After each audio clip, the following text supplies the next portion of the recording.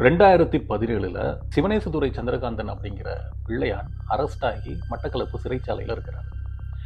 இதே 2017 தான் காத்தான்குடியில் ஆலியார் வீதி அப்படிங்கிற இடத்துல 2 முஸ்லீம் குழுக்களுக்கு இடையில ஒரு தகராறு நடந்து சில கைதுகள் நடக்குது.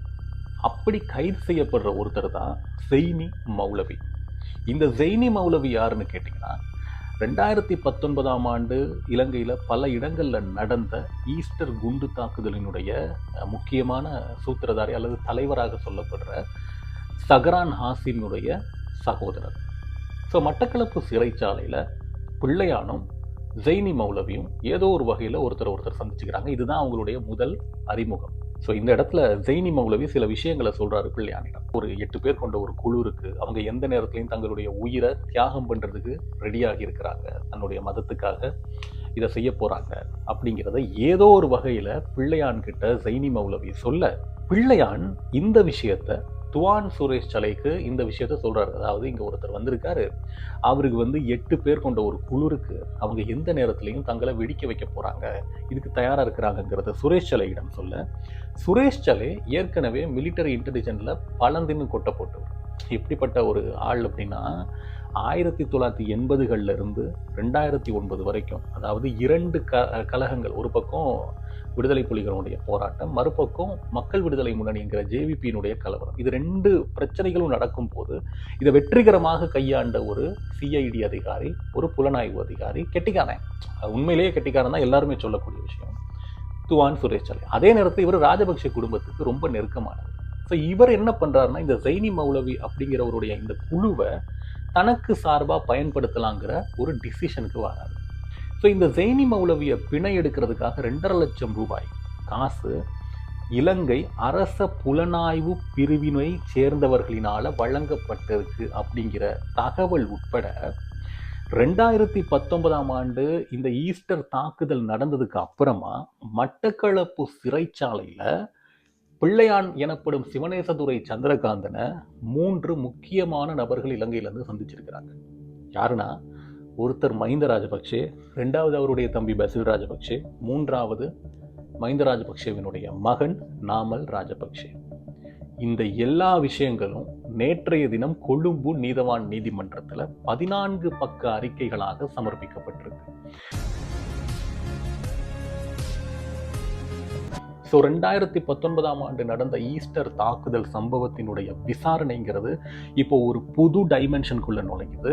ஏற்கனவே இலங்கையினுடைய மிக சென்சிட்டிவான ஹை ப்ரொஃபைல் அரெஸ்ட்னு நான் ஏற்கனவே சொன்ன துவான் சுரேஷ் சலை கைது செய்யப்பட்டிருக்கிறாரு. இதோட சேர்த்து இந்த விஷயங்கள் எல்லாமே, அதாவது நான் 2017 இது வரைக்கும் நடந்த ஒரு சின்ன கதை சொன்னேன் இல்லையா, இது எல்லாமே முதல்ல உலகத்துக்கு யாரு சொன்னார் அப்படின்னா, சிவனேசதுரை சந்திரகாந்தன் அப்படிங்கிற அந்த பிள்ளையானுடைய பர்சனல் செக்ரட்டரியாக இருந்த ஆசாத் மௌலானா. சில வருடங்களுக்கு முதல்ல இவர் இப்போ நாட்டில் இல்லை, இலங்கையில் இல்லை, அவர் தப்பிச்சு போயிட்டாரு.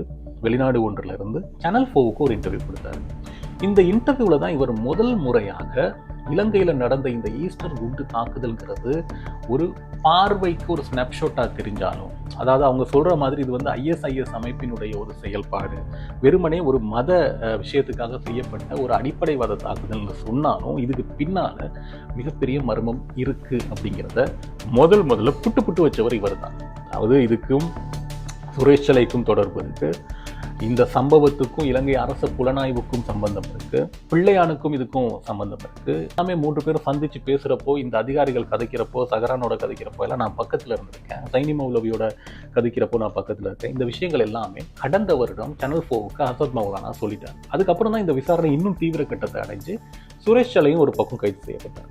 ஸோ இப்போ நேற்று கொழும்பு நீதிமன்றத்தில் 14 பக்க அறிக்கைகள் சமர்ப்பித்து இது எல்லாத்தையுமே சொல்லியிருக்காங்க. ஆசாத் மௌலானா சேனல் 4க்கு வழங்கின இந்த தகவல்களை நேரடியாக விசாரிக்கிறதுக்காக இலங்கை அரசு சார்பாக 3 விசாரணை அதிகாரிகள் பிரான்ஸுக்கு போய் அங்கே ஆசாத் மௌலானா கிட்ட பதிவு செய்யப்பட்ட அந்த வாக்குமூலத்தை தான் நேத்தைக்கு நீதவான் நீதிமன்றத்தில் சொல்லியிருக்காங்க. இதில் ஒரு இன்ட்ரெஸ்டிங்கான ஒரு விஷயம் என்னன்னு பார்த்தீங்கன்னா, இப்போ சாதாரணமாக கோர்ட்டுக்கு ஒருத்தரை கொண்டு வர்றப்போ, அந்த குற்றவாளி கூண்டுக்குள்ளே கொண்டு வரப்போ நிறைய ப்ரொசீஜர்ஸ் இருக்கும் இல்லையா.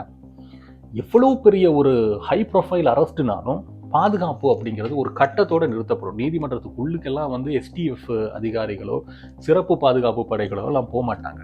ஆனால் சுரேஷ் சலை நேற்று நீதிமன்றத்தில் அந்த குற்றவாளி கூண்டில் ஏறுறப்போ அவரை சுற்றி எஸ்டிஎஃப் பாதுகாப்பு வழங்கப்பட்டிருக்கு. இப்போ இதுல இருந்தே தெரிஞ்சிருக்கும் உங்களுக்கு எந்த அளவுக்கு இது சென்சிட்டிவ் அப்படின்னு. ஏன்னா அண்மை காலமாக நீங்கள் பார்த்தீங்கன்னா ராஜபக்சே குடும்பம் சம்பந்தப்பட்ட பாரதூரமான குற்றங்கள், அவங்களுடைய பேர் அடிப்படுற குற்றங்கள் சம்பந்தமாக யார் யாரெல்லாம் அரெஸ்ட் பண்ணப்படுறாங்களோ அவங்கள பலர் மர்மமான முறையில் இறந்து போகிறாங்க, தற்கொலை செய்து கொள்கிறாங்க. இது 2-3 முறை நடந்துருச்சு. நேற்று இந்த விசாரணையில் இவங்க ரொம்ப முக்கியமாக அடிக்கோடிட்டு சொன்ன சில விஷயங்கள்ல முக்கியமானது ஆசாத் மௌலானா கொடுத்த வாக்குமூலம். இப்போ ஆசாத் மௌலானாவுடைய வாக்குமூலப்படி 2017 சைனி மௌலவி பிள்ளையான சந்திச்சிருக்கிறாரு. பிள்ளையான் மூலமா 8 பேர் இருக்கிறாங்க சைனி மௌலவி கிட்டங்கிற தகவல் அரச புலனாய்வு பிரிவினுடைய முன்னாள் அதிகாரியாக இருந்த சுரேஷ் சலைக்கு வருது. இவங்களை எப்படியாவது தனக்கு தேவையான மாதிரி பயன்படுத்தணுங்கிறத சுரேஷ் சலை முடிவெடுக்கிறாரு. ஈஸ்டர் தாக்குதல் நடந்ததுங்கிறது மட்டும்தான் நமக்கு தெரியும். அதற்கு முன்னாலேயே இந்த குழுவை வடக்குல இருக்கிற ஏதாவது ஒரு இராணுவ குழுவை தாக்க வைக்கலாம், இல்லை தென்னிலங்கையில் ஒரு கூட்டு படுகொலையை செய்ய வைக்கலாம். இந்த மாதிரியான பல கலந்துரையாடல்கள்லாம் நடந்ததாக ஆசாத் மௌலானா கூறியிருக்கிறார், சொல்லியிருக்கிறார். இங்கே தான் அடுத்த இன்ட்ரெஸ்டிங்கான விஷயம் வந்து சேருது. அதாவது 2019 ஆண்டு ஈஸ்டர் தாக்குதல் நடந்து முடிஞ்ச பிறகு மட்டக்களப்பு சிறைச்சாலையில் இருந்த பிள்ளையான் அப்படிங்கிற சிவனேசதுரை சந்திரகாந்தனை 3 முக்கியமானவங்க சந்திக்கிறாங்க. நான் ஏற்கனவே சொன்ன மாதிரி மஹிந்த ராஜபக்சே, பெசில் ராஜபக்சே, நாமல் ராஜபக்சே. கோட்டபாய ராஜபக்சே ஜனாதிபதியான ஒரே வாரத்தில் நாங்கள் உங்களை விடுதலை செய்வோம், இதுதான் பிள்ளையானுக்கு மட்டக்களப்பு சிறைச்சாலையில் சொல்லப்பட்ட அந்த செய்தி. யார் மூலமா? ராஜபக்சே குடும்பத்தினால. சொன்ன மாதிரியே கோட்டபாய ராஜபக்சே ஜனாதிபதியானதும் பிள்ளையான் வெளியில் வரார். இது எல்லாத்தையும் விட 2006 ஆண்டிலிருந்து கிட்டத்தட்ட 2016 ஆண்டு வரைக்கும் பிள்ளையான் குழுவினரும் அரச புலனாய்வு பிரிவும் வடக்கு கிழக்கில் மட்டும் இல்லை தென்னிலங்கையிலையும் மிகப்பெரிய குற்றச்செயல்களில் சம்பந்தப்பட்டிருக்கிறார்கள். ஊடகவியலாளர்கள் கடத்தல், கல்விமான்கள் கடத்தி கொலை செய்யப்பட்ட சம்பவங்கள், இந்த மாதிரியான பல விஷயங்கள்ல இவர்களுக்கு தொடர்பு இருந்ததாக ஆசாத் மௌலானா சொல்லி 3 பேர் பிரான்ஸ்ல போய் அதை பதிவு செய்து நேற்று நீதிமன்றத்தில் சொல்லியிருக்கிறாங்க. மிக முக்கியமான விஷயம் என்ன அப்படின்னா, அடிக்கடி இந்த துவான் சுரேஷ் சலை அப்படிங்கிறவரை வந்து நம்ம நீதிமன்றத்துக்கு கொண்டு வர முடியாது.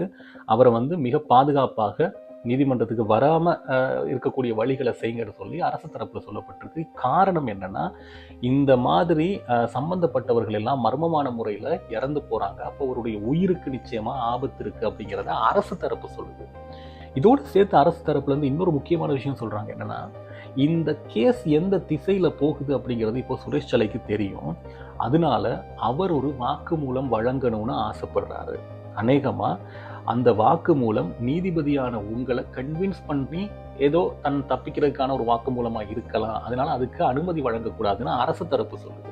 சொல்லி வச்சா மாதிரியே எதிர்த்தரப்பு என்ன சொல்லுதுன்னா, இந்த ஒரு கேஸை பொறுத்த வரைக்கும் ஆசாத் மௌலானாவுடைய வாக்குமூலத்தை வந்து நீங்கள் வாக்குமூலமாக எடுத்துக்க முடியாது. ஏன்னா அவர் வந்து இங்கே நாட்டை விட்டு தப்பி போனதுக்கு ரீசனே வந்து அவருக்கு பலதார திருமணம் இருக்குது, நிறைய பேரை கல்யாணம் பண்ணியிருக்காருங்கிறதுனால அவருக்கு ஒரு வாரண்ட் இருக்குது, அதனால தப்பிச்சு போயிட்டாருன்னு இவங்க சொல்றாங்க. சுரேஷ் சலை ஒரு வாக்குமூலம் வழங்கணும்னு சொல்றாரு, அதுக்கு நீங்க அனுமதி வழங்கணும் அப்படின்னு இவங்க சொல்றாங்க.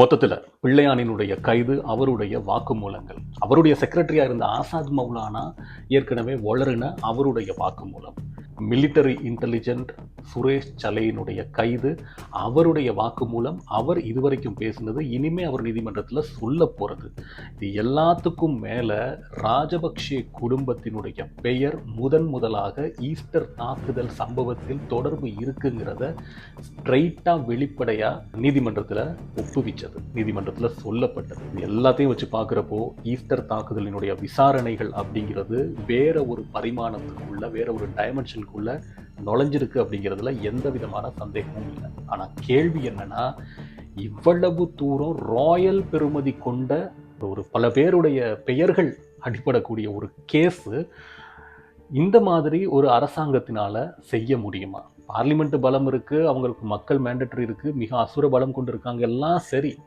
ஆனா இலங்கையினுடைய கல்ச்சரலி எமோஷனல் பக்கம்னு ஒன்று இருக்கு.